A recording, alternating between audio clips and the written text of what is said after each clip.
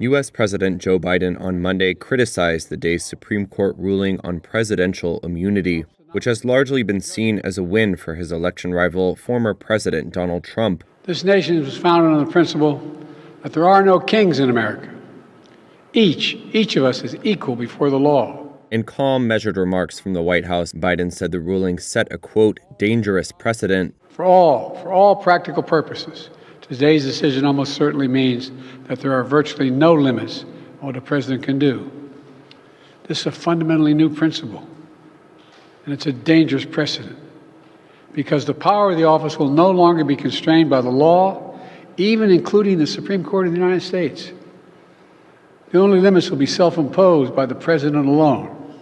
The U.S. Supreme Court found on Monday in a 6-3 ruling that Trump cannot be prosecuted for any actions that were within his constitutional powers as president, but can be for private acts. It's a landmark ruling recognizing for the first time any form of presidential immunity from prosecution, but stops short of allowing absolute immunity for all official acts, as Trump's lawyers advocated.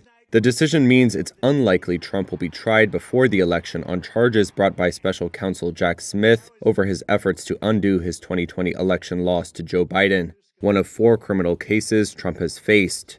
On Monday, Biden said the public has a right to know the results of that prosecution before November's election. Now, because of today's decision, that is highly, highly unlikely.